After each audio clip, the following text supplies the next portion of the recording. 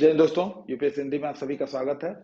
और हम लोग जैसा कि प्री टाइम बैच में भी मिडाइवल मध्यकालीन भारतीय इतिहास या मिडाइवल हिस्ट्री पढ़ रहे थे, तो उसी क्रम में आगे बढ़ते हुए निशांत सर ने अभी तक आपको गुरु नानक या सिख संप्रदाय से पहले तक का जो भी कॉन्सेप्ट था उसको समझाया था, उस पर क्वेश्चन कराए थे।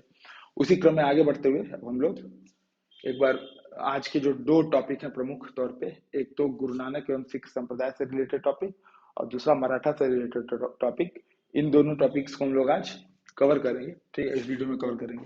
तो पहले चलता है सबसे पहले गुरु नानक वाले टॉपिक पे या सिख संप्रदाय वाले टॉपिक पे। ठीक है, ठीक है। तो जो सिख संप्रदाय है इसका जो शुरुआत है वो गुरु नानक से मानी जाती है, इसकी शुरुआत गुरु नानक से मानी जाती है।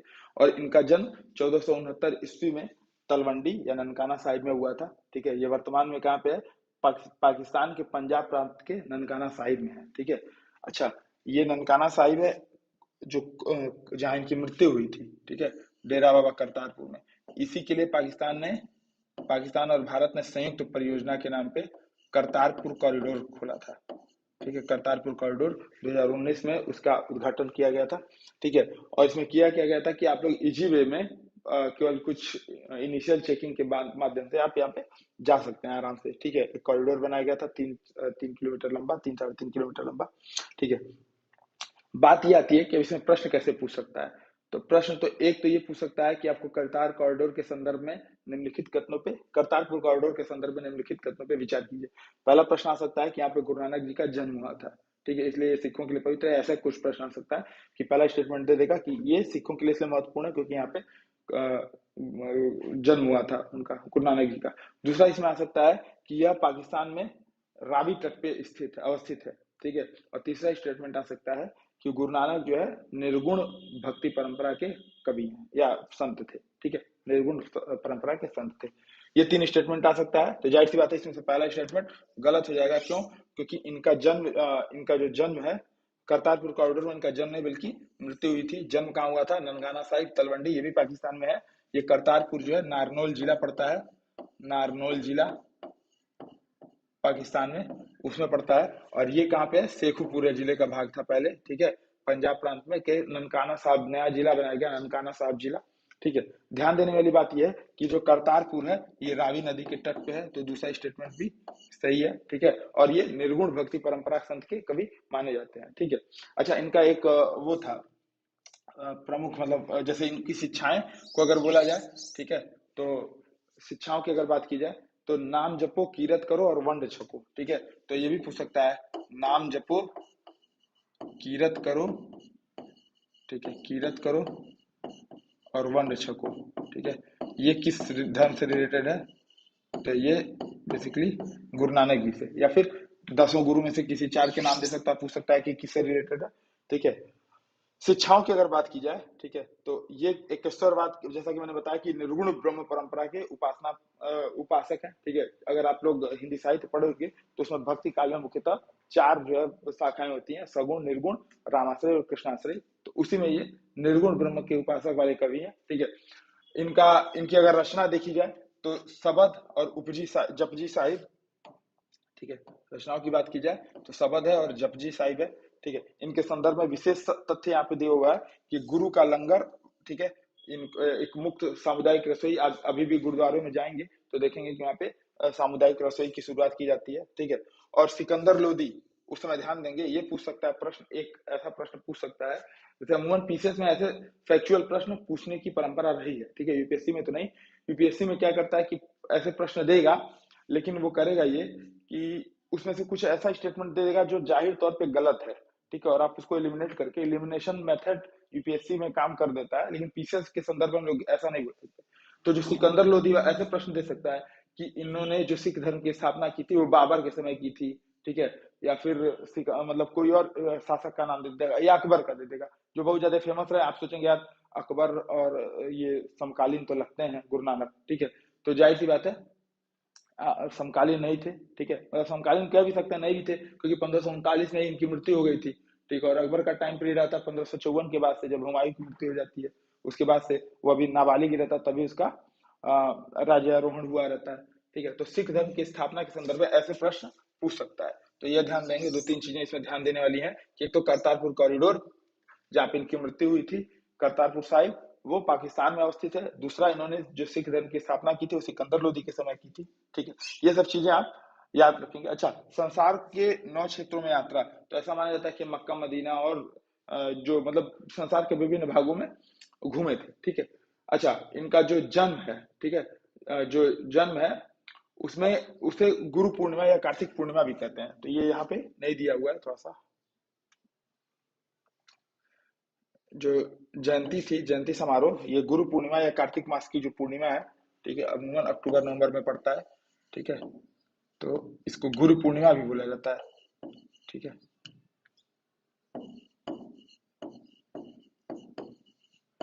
गुरु पूर्णिमा। ठीक है, अब थोड़ा सा एक बार गुरु परंपरा में, जैसे सिखों में 10 गुरु माने गए हैं और अंत में सबका समावेशन में माना गया है जो गुरु ग्रंथ साहिब है।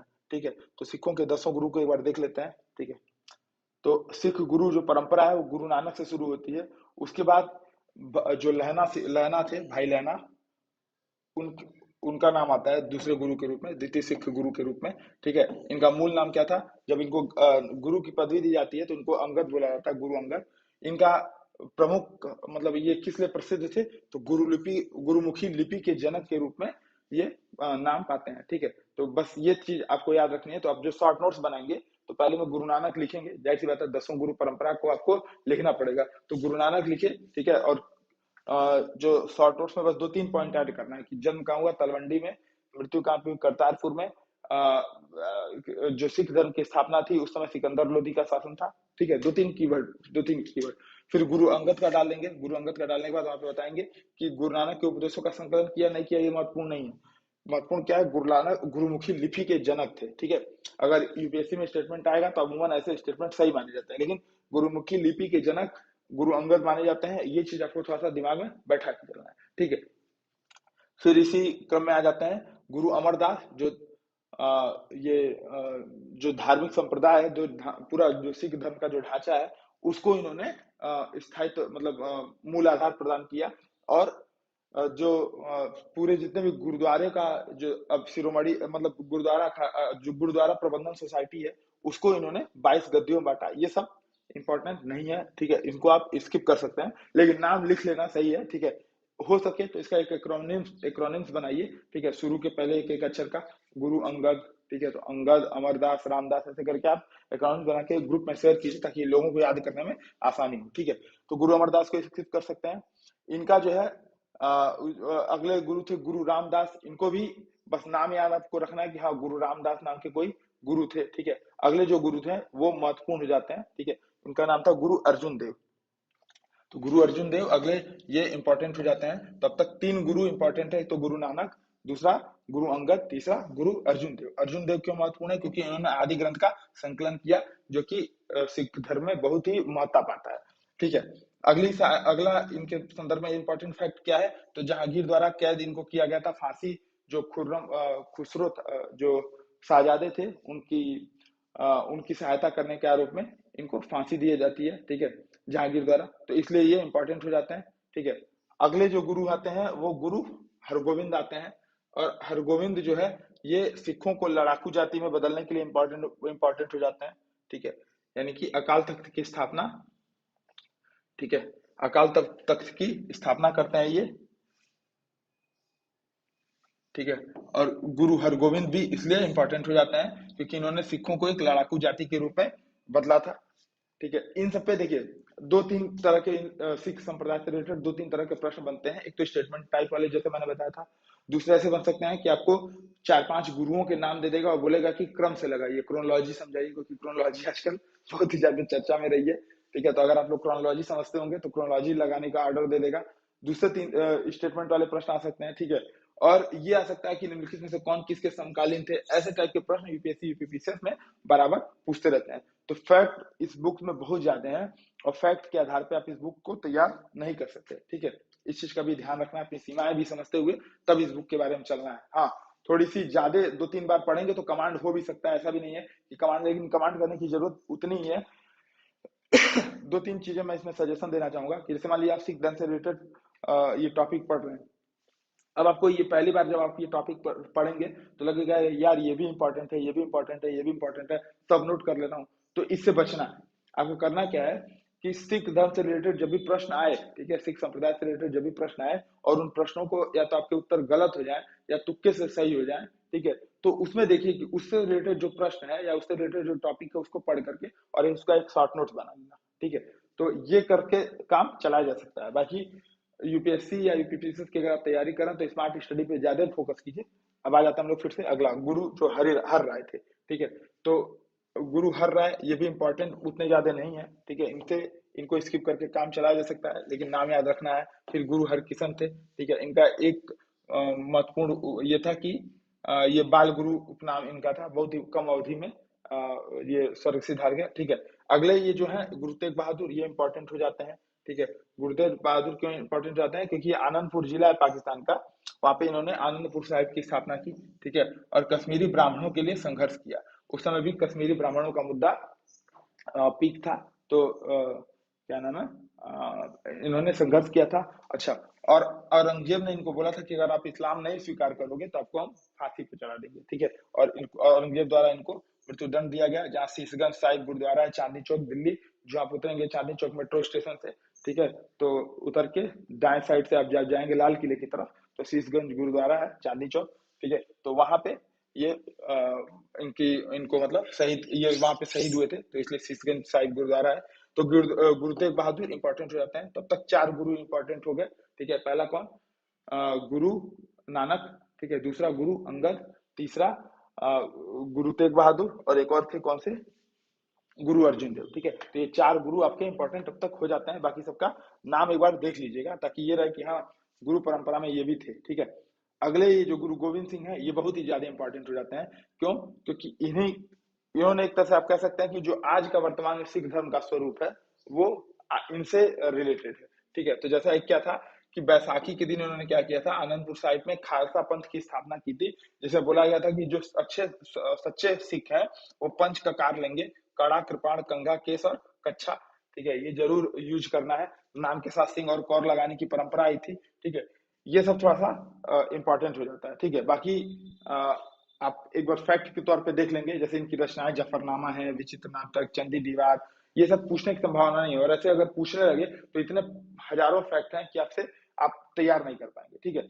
एक इंपॉर्टेंट और क्या हो जाता है कि जो मुगल शासक थे बहादुर शाह, उनसे संधि किया और मनसब प्राप्त किया, ठीक है, और दक्षिण में उसके साथ अभियान पर भी गए। तो ये थोड़ा सा इंपॉर्टेंट हो जाता है कि मान लीजिए स्टेटमेंट दे दिया, आप कहेंगे यार अपने पूर्व गुरु की औरंगजेब ने इनकी हत्या की थी, तो ये क्यों अभियान पे क्यों जाएंगे, ठीक है। तो ऐसा स्टेटमेंट दे देगा कि गुरु गोविंद सिंह के संदर्भ में निम्नलिखित कथनों पर विचार कीजिए। पहला स्टेटमेंट दे देगा कि इन्होंने आनंदपुर साहिब में खालसा की स्थापना की। दूसरा स्टेटमेंट दे देगा कि इन्होंने पंच ककार के प्रयोग पे बल दिया। तीसरा स्टेटमेंट दे देगा इन्होंने जहाँ एक तरफ बहादुर शाह से संधि की, वहीं उसके दूसरी तरफ उसके साथ दक्षिण में अभियान पे भी गए, ठीक है। पहला दोनों पे तो आपको, पंच ककार वाले पे तो आपको याद होगा। आनंदपुर साहिब वाले में थोड़ा सा कंफ्यूजन होगा, ठीक है, कि आनंदपुर साहिब की स्थापना जो क्या नाम है, आनंदपुर साहिब की स्थापना ये कर सकते हैं कि नहीं, या गुरु तेग बहादुर साहब ने की होगी कि नहीं खालसा की स्थापना, ठीक है। गुरु तेग बहादुर वाले में आप कंफ्यूजन हो सकते हैं, लेकिन बहादुर शाह से संधि और एक बड़ा मनसब प्राप्त किया और उसके साथ दक्षिण अभियान पे भी गए। ये वाले फैक्ट आपको लगेगा यार ये जो गुरु तेग बहादुर थे, इनको इन्होंने, इनके जो पिछले शासक थे उन्होंने मरवा दिया था, तो क्यों जाएंगे, ठीक है। तो ये स्टेटमेंट काटेंगे और आपका उत्तर गलत हो जाएगा। तीनों स्टेटमेंट सही है। आनंदपुर साहिब की स्थापना गुरु तेग बहादुर ने की थी, लेकिन आनंदपुर साहिब में खालसा की स्थापना का श्रेय गुरु गोविंद सिंह को जाता है, और पंच ककार का भी श्रेय इनको इनको मिलता है। और इन्होंने बहादुर शाह से संधि में एक मनसब भी प्राप्त किया और दक्षिण में उनके साथ अभियान पे भी गए, ठीक है। तो इस प्रकार ये थोड़ा सा टॉपिक्स जो थे वो सिख धर्म से रिलेटेड थे। अब हम लोग आ जाते हैं शिवाजी पे, मराठा पे, जो कि आज का अंतिम और महत्वपूर्ण टॉपिक है, ठीक है। मराठा राज्य और उसके संघ, ठीक है, मराठा राज्य और उसके संघ। तो इसमें जाहिर सी बात है मराठा जो संघ था, ऐसा नहीं था कि शिवाजी के साथ ही शुरू हुआ था, ठीक है। मराठा जो संघ था वो शिवाजी के साथ शुरू नहीं हुआ था। ये मराठा बेसिकली इनके पिता जी थे, नाम मैं अगर याद कर पा रहा हूँ तो वो शाहजी भोसले, ठीक है। तो शाहजी भोसले इनके पिताजी थे, और माता का नाम जीजाबाई या जीजीबाई था, ऐसे कुछ करके, ठीक है। तो शाहजी भोसले और जीजीबाई के पुत्र या जीजाबाई के पुत्र थे, ठीक है। तो जीजाबाई लिख दे रहा हूँ। तो शाहजी भोसले और जीजाबाई के पुत्र थे। इनका जन्म जो है, तो ये जो थे शाहजी भोसले, ये बेसिकली बीजापुर सल्तनत थी उस समय। आप लोग को निशान सर ने बताया होगा कि जो बहमनी साम्राज्य था वो 5 भागों में टूट गया था। बरार, बीदर, गोलकुंडा, बीजापुर और अहमदनगर। ठीक है, तो ये 5 जब राज्यों में टूटा तो उसी में से एक बीजापुर सल्तनत था। और बीजापुर सल्तनत में इनके जो पिताजी थे शाहजी भोसले, ठीक है, इनको पुणे और सुपे, ठीक है, सुपे एक जिला है, मतलब सुपे एक क्षेत्र है वहां का, पुणे, सुपे एंड पुणे, ठीक है, इसमें इनको इनके पिताजी को क्या मिला, वहां की जागीरदारी मिली। और फिर वहीं पे पुणे के समीप सिवनेर दुर्ग में 1930 में इनका जन्म हुआ। ठीक है, इन्होंने अपनी जो राजधानी थी वो रायगढ़ में बनाई और राज्याभिषेक बनारस के पंडित विश्वेश्वर द्वारा किया गया। फैक्ट बहुत ज्यादा है, थोड़ा सा चीजें याद करते हुए और समझ के चलना है। ठीक है, समझ में आए तो समझ में आए, याद करने की कोशिश करना, इसमें थोड़ा सा कंफ्यूजन करने वाला है। ठीक है, अच्छा, एक चीज ये है कि अब मैं आपको थोड़ा सा इनके बारे में, मतलब एक हम लोग ये बना लेते हैं चार्ट, फ्लो चार्ट। ठीक है, तो यहाँ पे फ्लो चार्ट नाम का मैं एक काम करता हूँ कि एक बार पहले वो पीडीएफ खोल देता हूँ, बोर्ड खोल देता हूँ। ठीक है,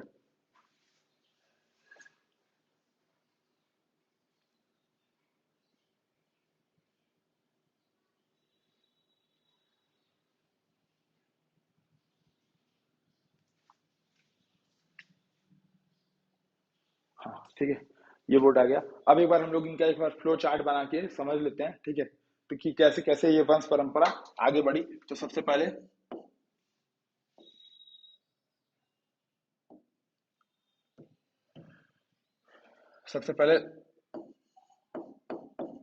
शाहजी भोसले, ये बुक में नहीं दिया हुआ है इसलिए इसको बनाते चले। ठीक है, इसका पीडीएफ नहीं मिलने वाला है।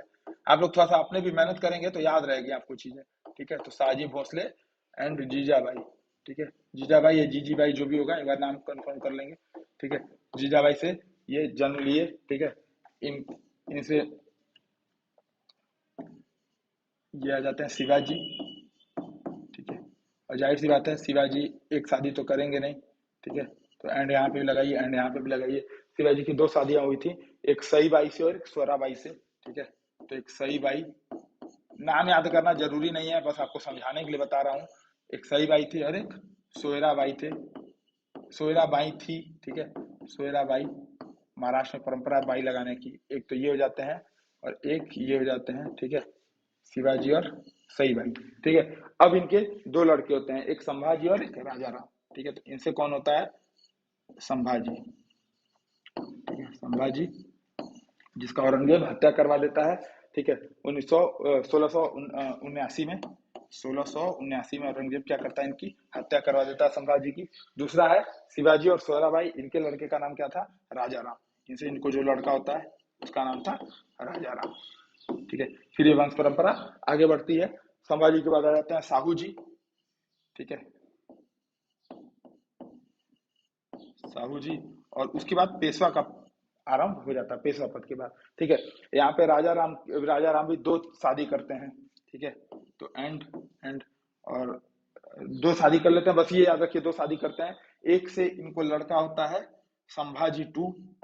ठीक है, और पता नहीं ये 2 3 का क्या कॉन्सेप्ट है, संभाजी टू बेसिकली एक से ज्यादा बार नाम में आ जाता है तो संभाजी 2 1 लगाने का कॉन्सेप्ट है। ठीक है, और एक का नाम है शिवाजी टू यहाँ पे। ठीक है, इनकी पत्नी का नाम आप लोगों को पता होगा, ये याद रखना इंपॉर्टेंट है, ताराबाई। ताराबाई जो है राजा राम की पत्नी थी, और ये शिवाजी टू।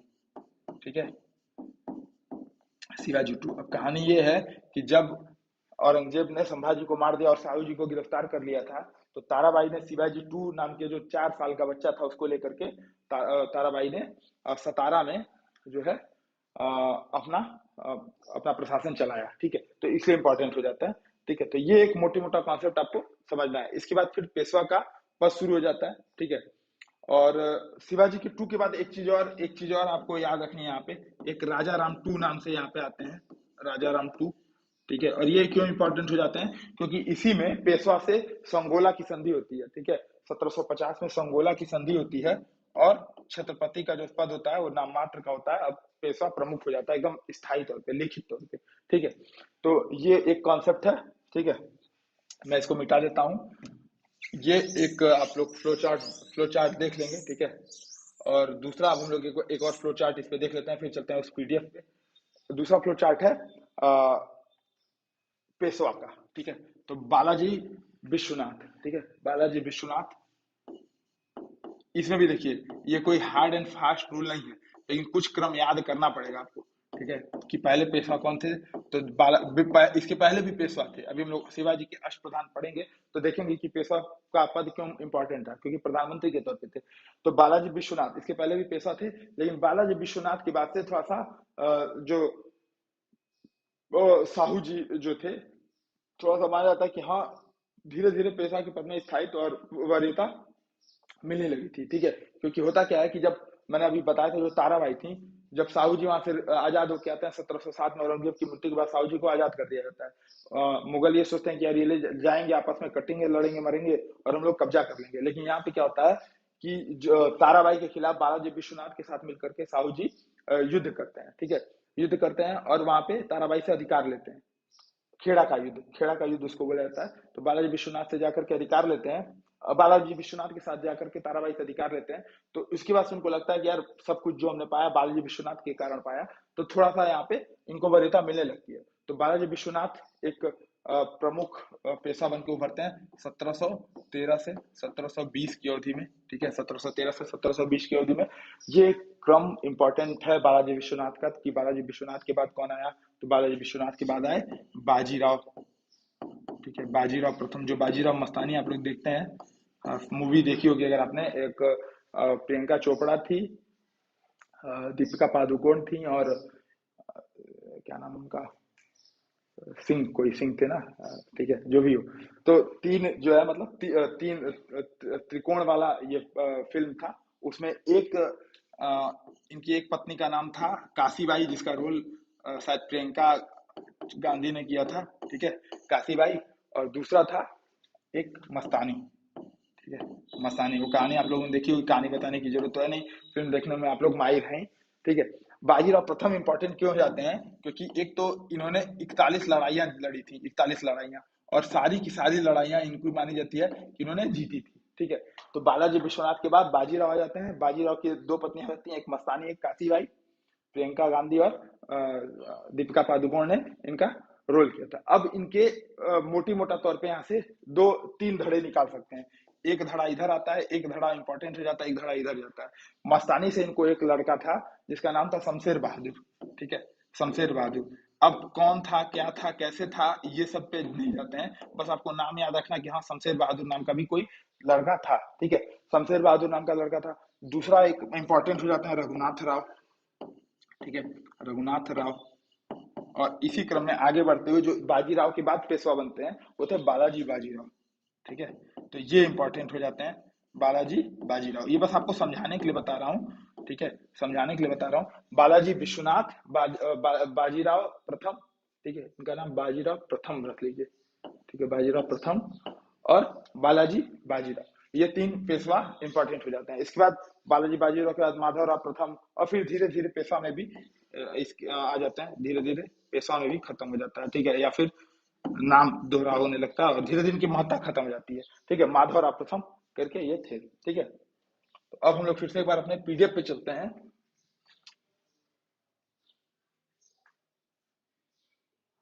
ठीक है, ये रहा पीडीएफ।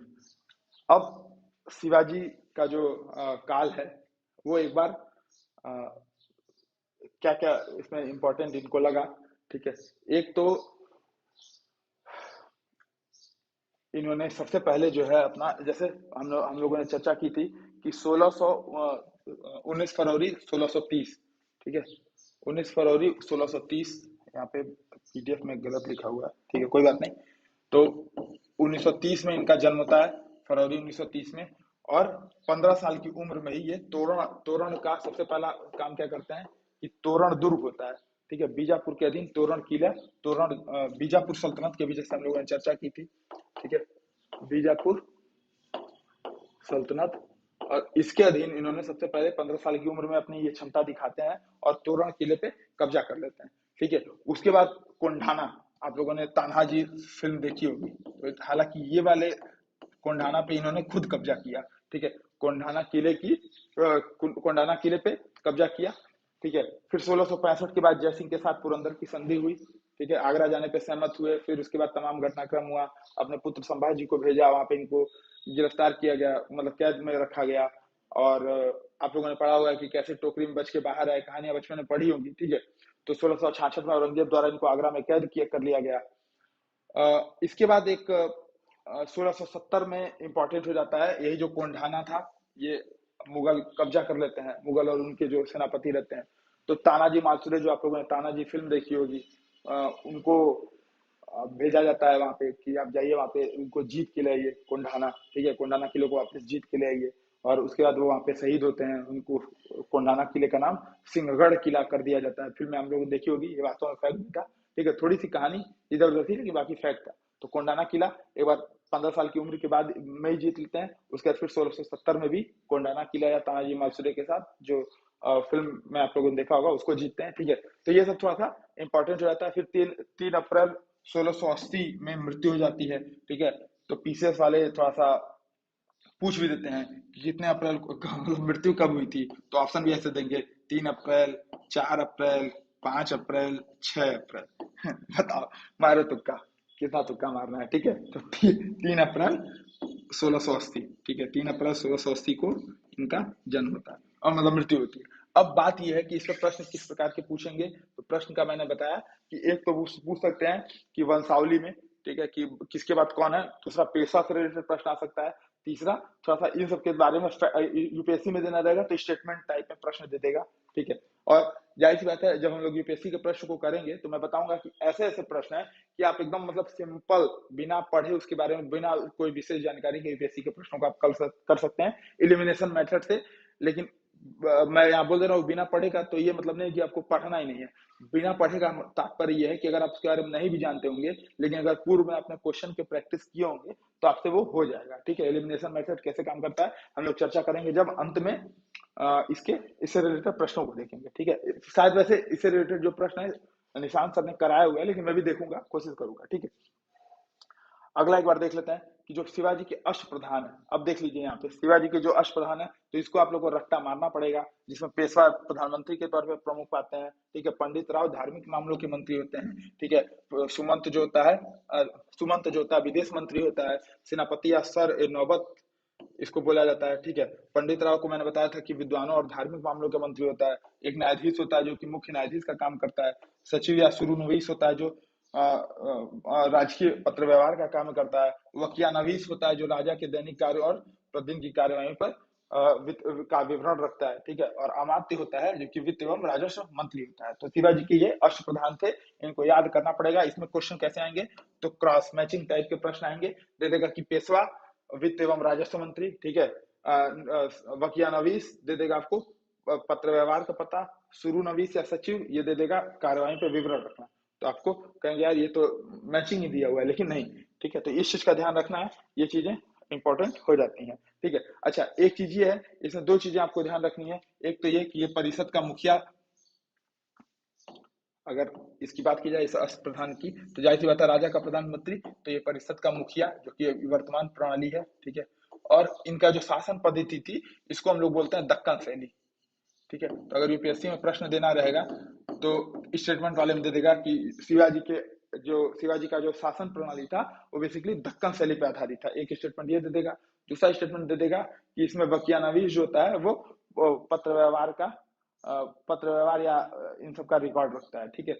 और तीसरा स्टेटमेंट दे देगा कि जो पेशवा थे वो राजा के वित्त या राजस्व मंत्री थे। तो आप कहेंगे यार हो सकता है, जैसा अमूमन लोग सही मान लेते हैं। तो इसको याद रखना है कि दक्कन शैली में इनका माना जाता है। दूसरा, राजा के प्रधानमंत्री थे पेशवा, न कि वित्त एवं राजस्व मंत्री। वो कौन था, अमात्य या मजूमदार थे, ठीक है।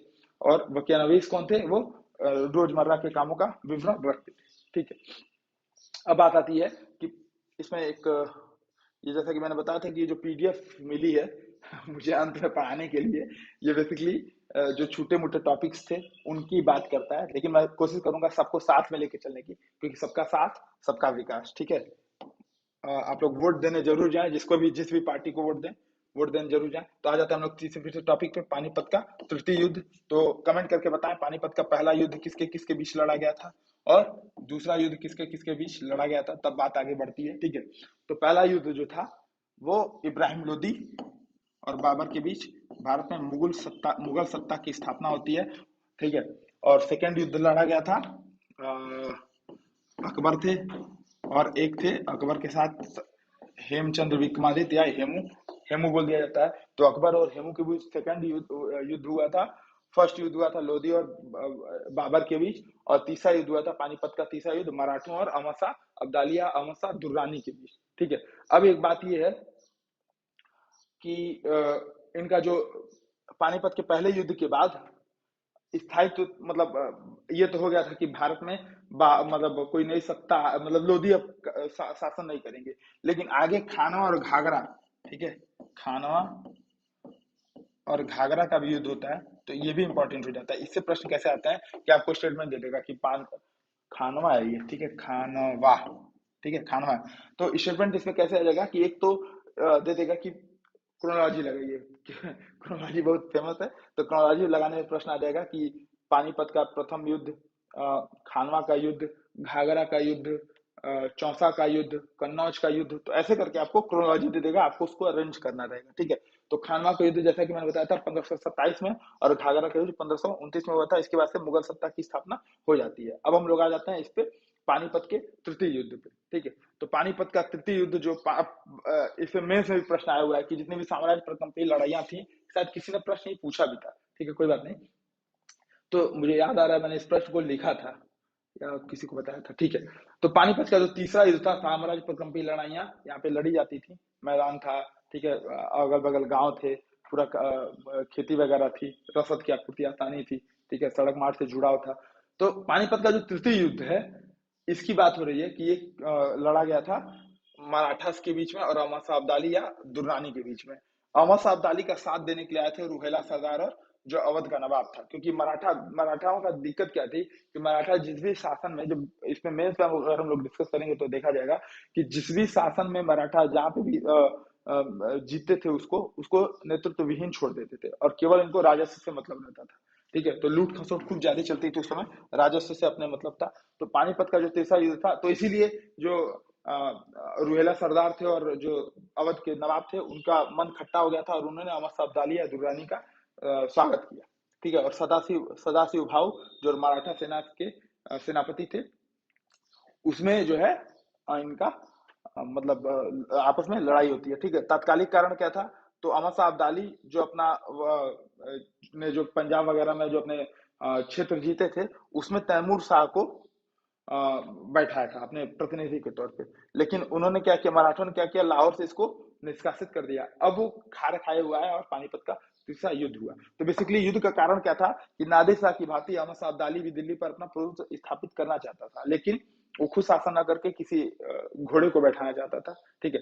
अहमद शाह अब्दाली, जैसा कि आप लोग को पता होगा, कि अफगान का रहने वाला था, और अफगानिस्तान पर अधिकार जमाने के बाद उसने हिंदुस्तान पे बार बार चढ़ाई की, ठीक है, बार बार चढ़ाई की। और दिल्ली में जब आते थे तो जैसा कि मैंने बताया कि लूट खसोट ये सब करते हुए जाते थे। इसी बीच रुहेला सरदार और क्या नाम है, अवध के नवाब वाली भी कहानी हो गई, ठीक है। अब इस युद्ध में क्या होता है कि जो पेशवा रहते हैं वो बालाजी बाजीराव रहते हैं, ठीक है। तो पेशवा पेशवा यहाँ पे कौन सा रहता है, पेशवा यहाँ पे बालाजी बाजीराव, ठीक है, बालाजी बाजीराव रहते हैं। और बालाजी बाजीराव क्या करते हैं कि अपने जो नाबालिग बेटे रहते हैं उनके नेतृत्व में भेजते हैं, ठीक है, नाबालिग बेटे के नेतृत्व में भेजते हैं। और सदाशिव भाऊराव जो कि उनके चचेरे भाई रहते हैं, उनको नेतृत्व सौंप देते हैं कि भाई देखो मेरा बेटा जा रहा है प्रतिनिधि के तौर पे, बाकी नेतृत्व तुमको करना है, ठीक है।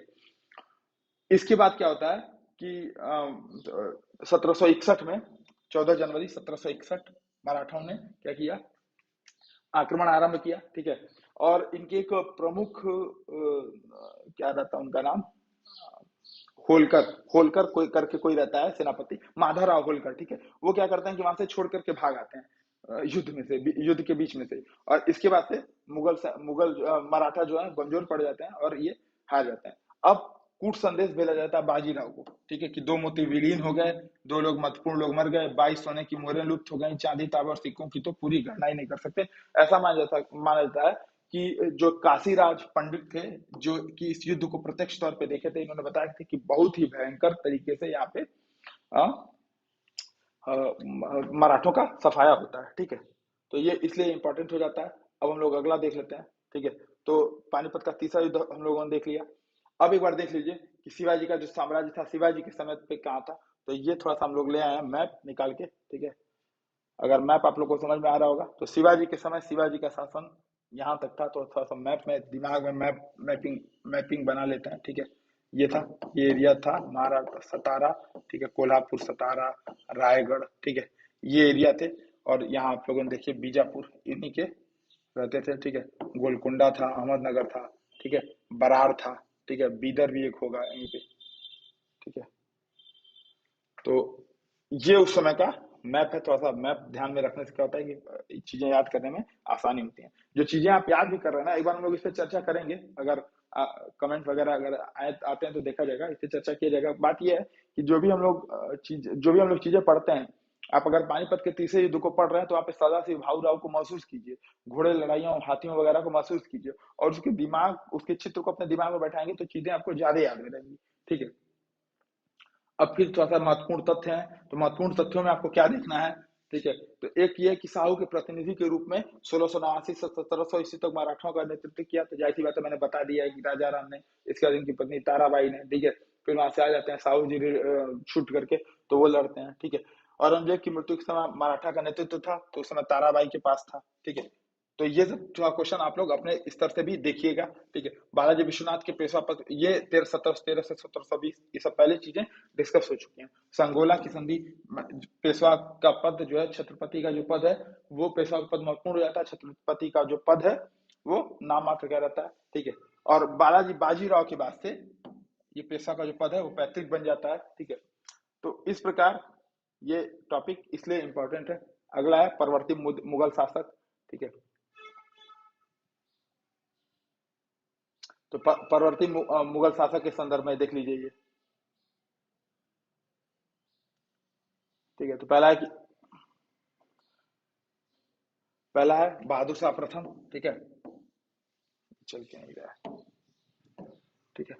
तो पहला बहादुर शाह प्रथम, इसका और नाम क्या था, शाह आलम या मुअज्जम भी बोलते हैं, ठीक है। औरंगजेब के बाद औरंगजेब के बाद जो लड़ाई होती है उसमें ये आगे निकलता है और 1707 से 1712 तक मतलब पद पे बना रहता है। इसके बाद आ जाते हैं जहांदार शाह, ठीक है। और जुल्फिकार खां की सहायता से गद्दी प्राप्त करते हैं, ठीक है।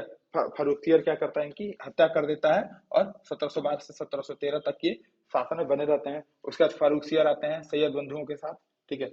और 1717 का जो फरमान है, जिसको लेकर के आप आगे पढ़ेंगे, ठीक है, कि किस प्रकार अंग्रेजों ने उस फरमान का मतलब अब क्या किया, ठीक है, फरमान का किस प्रकार दुरुपयोग किया। तो 1717 का जो फरमान था, प्रसिद्ध फरमान, वो यही देते हैं, ठीक है। अंग्रेजों को 3000 वार्षिक के बदले बिना अतिरिक्त चुंगी के व्यापार करने का अधिकार, समझ लीजिए 3000 रुपए में ही, ठीक है। 3000 रुपए में ही भारत गिरवी हो गया, ठीक है। उसके बाद मोहम्मद शाह आ जाता है, मोहम्मद शाह रंगीला, ठीक है।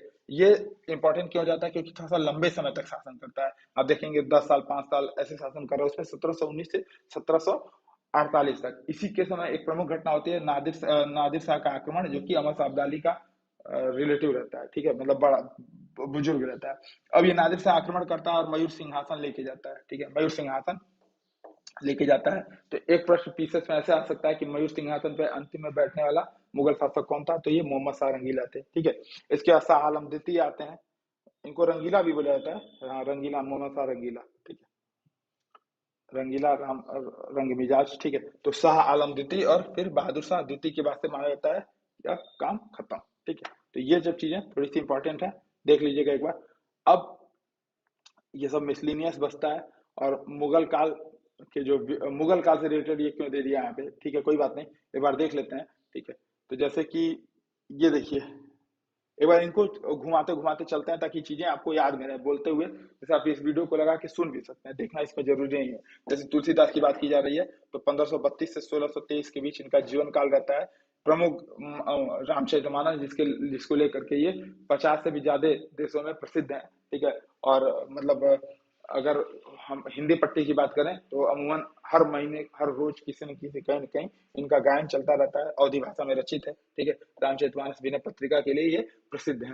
अकबर और जहांगीर के समकालीन थे। ये सब चीजें आपको याद रखनी है और आईना अकबरी में इनका नामोल्लेख मिलता है। फिर एक और इसमें आ जाता है अकबर का मकबरा के संदर्भ में, ठीक है। तो अकबर का मकबरा आगरा जो आगरा है, आगरा के सिकंदराबाद में है, ठीक है, सिकंदरा गांव में सिकंदर लोधी द्वारा स्थापित किया गया था मूलतः ये, ठीक है। आप देखेंगे कि यहाँ पे अकबर द्वारा इसका निर्माण कराया जाता है और जहांगीर जो अकबर का लड़का था वो इसको पूरा करवाता है, ठीक है।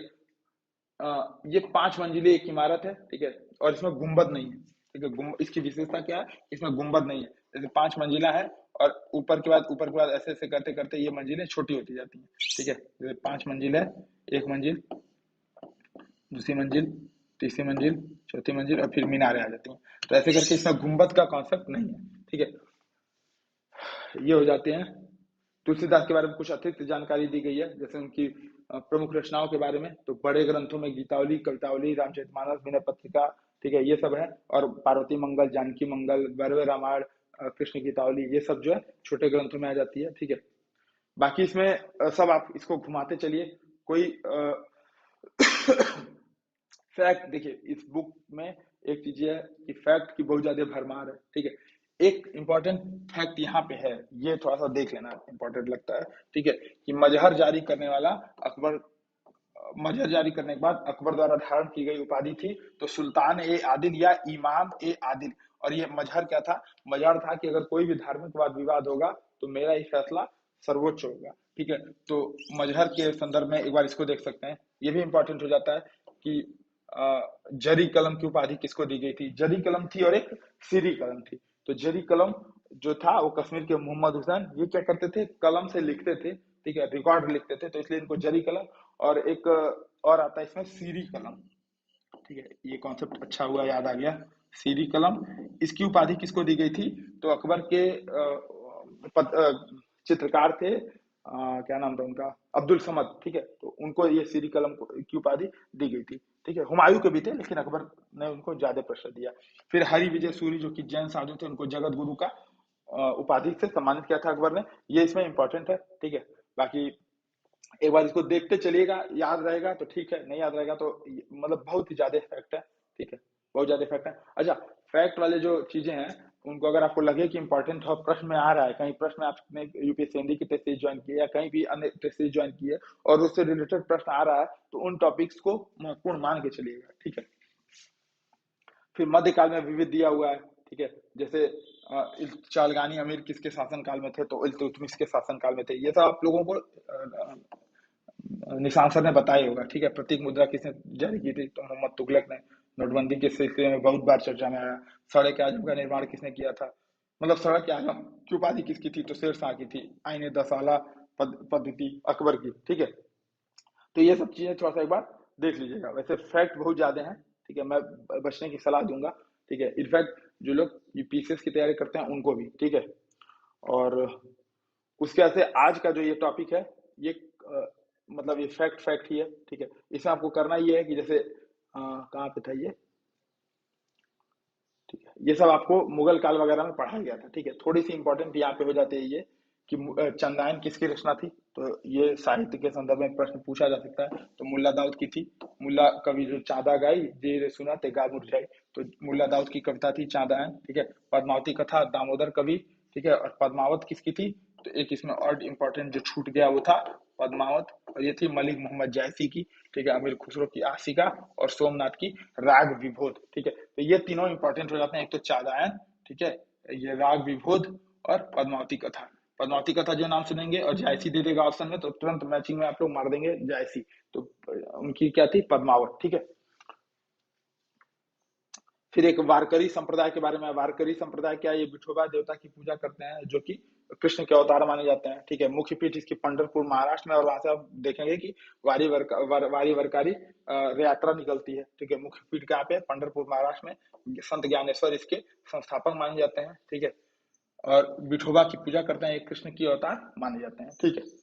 इसके बारे में बाकी सब चीज छोटी मोटी जो चीजें हैं, जैसे हल्दी घाटी के युद्ध के संदर्भ में, ठीक है, कब हुआ था, तो 1576 में हुआ था। महाराणा प्रताप और मान सिंह थे, अकबर इस युद्ध में प्रत्यक्ष रूप से नहीं गया था, ठीक है। तो परिणाम माना जाता है कि, लेकिन राजस्थान का इतिहास नहीं मानता है। अगर जो राजस्थान की तैयारी करे होंगे वो नहीं मानेंगे कि महाराणा प्रताप पराजित हुए थे, ठीक है। तो इस प्रकार ये सब मध्यकालीन का जो टॉपिक है इसी के साथ समाप्ति होता है। और हम लोग शुभारंभ करेंगे कल आधुनिक भारत का इतिहास से, ठीक है। और आधुनिक भारत के इतिहास की जहां तक हम लोग बात करेंगे, तो ये ध्यान रखना है कि आधुनिक भारत के इतिहास में भी हम लोग कल जो है यूरोपीय कंपनियों का आगमन देख लेंगे, ठीक है। इसके बाद बंगाल के जो नवाब थे, ब्रिटिश ईस्ट इंडिया कंपनी। अच्छा, कल मैं आऊंगा तो थोड़ा सा इसके बारे में, बैकग्राउंड के बारे में चर्चा करूंगा कि मध्यकालीन इतिहास के बाद क्या छूटा रह गया, ठीक है। मध्यकालीन इतिहास जो कि मोटे तौर पे 1707 यानी कि औरंगजेब की मृत्यु के बाद खत्म होता है और प्रमुखता पाता है 1750 से। तो इस बीच में क्या ऐसा कुछ घट रहा था भारत में, ठीक है। यूरोपीय कंपनियों का आगमन पहले से ही 16वीं शताब्दी 15वीं शताब्दी के अंत से ही होनी शुरू हो गई थी, ठीक है। और बंगाल में नवाब कैसे थे, ठीक है। ब्रिटिश ईस्ट इंडिया कंपनी ने कैसे सब पे प्रभुत्व पाया, ठीक है। क्षेत्रीय राज्य उस समय कौन कौन से थे, ये सब थोड़ा सा हम लोग कल के क्लास में देखेंगे, ठीक है। तो कल ये सब थोड़ा सा तैयार करके लाइएगा, कल कोशिश करेंगे जल्दी से जल्दी निपटाने की, ठीक है। तो इसी के साथ एक चीज आप लोग को ये ध्यान रखनी है कि थोड़ा सा इसके प्रचार वगैरह करते रहिए ताकि हम लोग को मोटिवेशन मिले, ठीक है। तो कोई भी दिक्कत हो तो कमेंट करके बताएं, और नंबर तो आप लोग के पास है ही, ठीक है। नंबर है ही, तो 88 40 75 19 12, इससे आप लोग संपर्क कर सकते हैं, ठीक है। तो मिलते हैं कल के वीडियो में आधुनिक भारत इतिहास के साथ। जय हिंद।